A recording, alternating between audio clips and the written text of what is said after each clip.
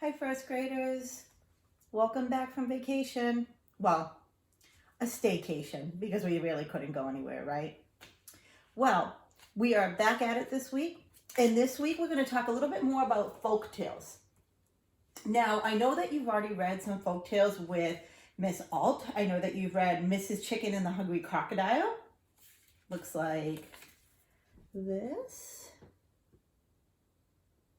And then the other one that you've read is The Tale of Rabbit and Coyote.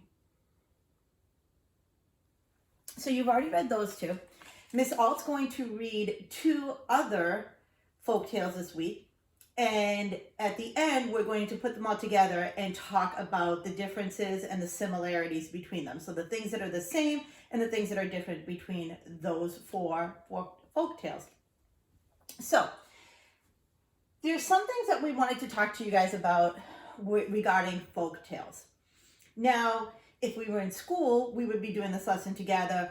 You all would be reading the books, and you'd tell us what you noticed that were always, the things that were always in folk tales and the things that were often in folk tales. We call those things characteristics, okay? So a characteristic of a dog would be that it has 4 legs and a tail.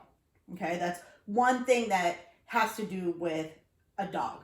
Okay, folk tales have certain characteristics in it. And folk tales fall under the genre of fiction because they are made up stories. It's not real information. These are made up stories that people have passed down from generation to generation to generation. So for instance, maybe there's a folk tale that my great grandmother passed down to her daughter and passed down to her son and passed down to her daughter and her son and so on and so on. Okay, so that's what we mean by generation after generation. They are stories that were told over and over and over again. Okay, so there's some things that we can notice about folk tales. Okay.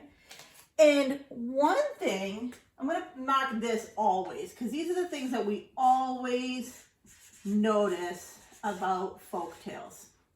Okay? So one thing that we always notice about folk tales is, just like I said, the story has been around for a very, very long time. People have passed it down from generation to generation. Okay? So the story has been around for a long time. Okay, folktales all have always been around for a long time. Okay, another thing that you might notice about folktales, especially folktales like the Mrs. Chicken and the crocodile, or the Hungry Crocodile, or folk tales like Goldilocks and the 3 Bears. You'll notice that with those characters, some of them are nice and some of them are not very nice. Okay, so usually, or actually always in folk tales, you will have characters that are nice and characters that are not very nice.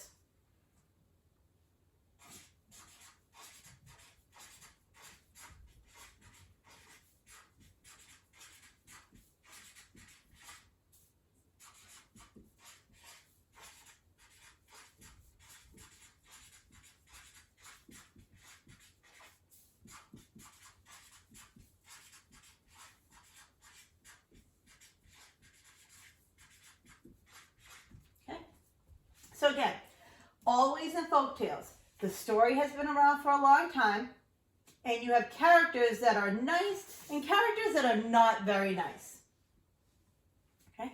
And because of this, folk tales always have a lesson at the end that one of the characters has learned, that the author hopes that you will also take that lesson and learn from that lesson. So there is a lesson at the end.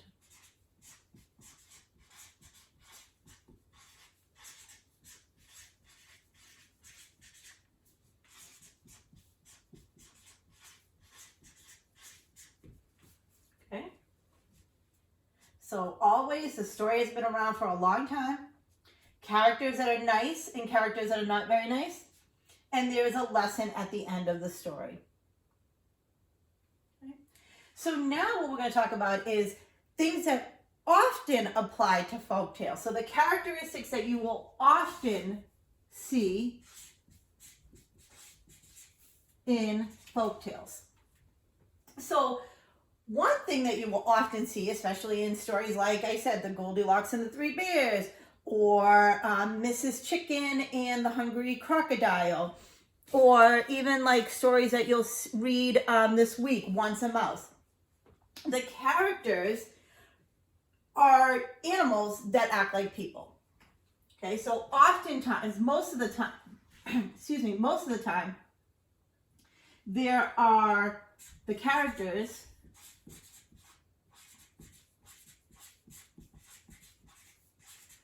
are animals that act like people.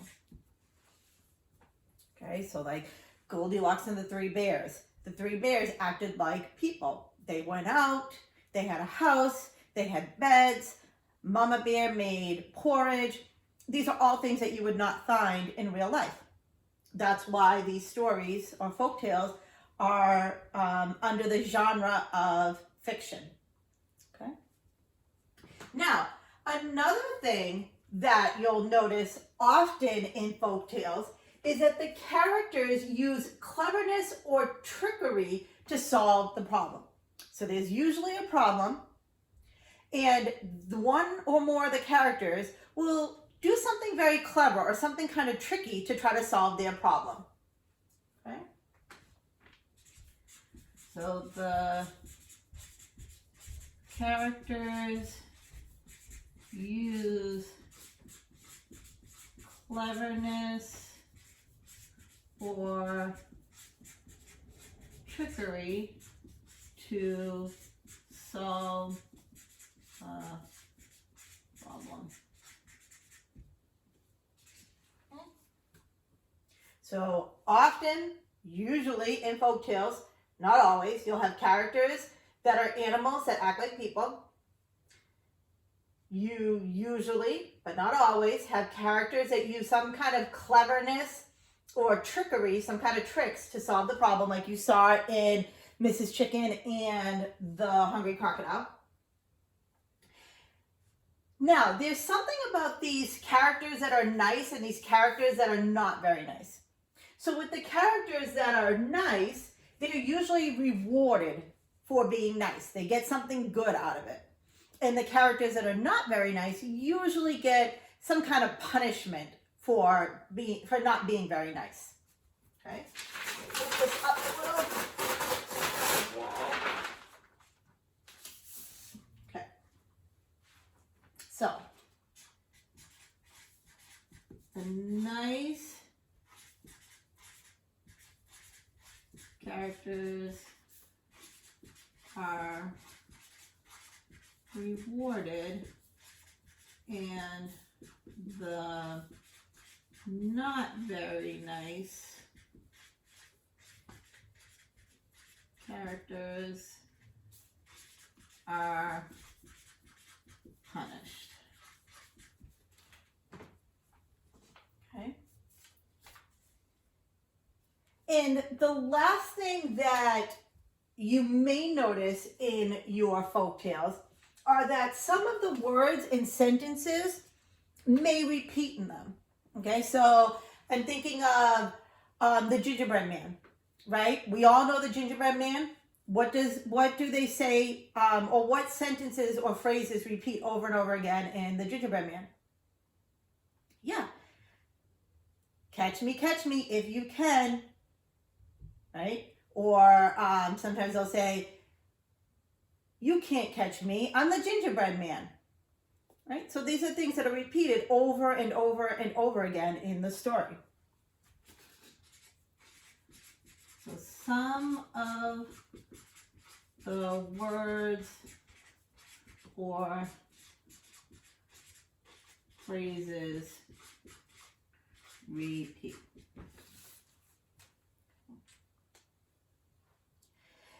So, again, folk tales have characteristics or things that make it a folk tale. Okay? There are some things that you might notice always, there are characteristics that you might notice always happen in a folk tale, and characteristics that you might notice often happen in a folk tale. Now, this chart is on the next slide of the slide deck. And so you can review this slide as we continue to talk about folk tales. What we do want you to do is, as you are experiencing folk tales, as you are listening to Once a Mouse, or Princess and the Pea, or Mrs. Chicken and the Hungry Crocodile, or The Tale of Rabbit and Coyote, as you are listening to these stories, think about, are there things that you are always noticing or characteristics that you are always noticing about the folk tale? Or characteristics that you are noticing often happen in those folk tales? If you do notice any of those, please feel free to send a message to one of your teachers and we'll add it to our chart and we'll review it at the end. Okay? So listen out for things that you're always noticing, or characteristics that you're always noticing, and characteristics that you're often noticing in the folk tales.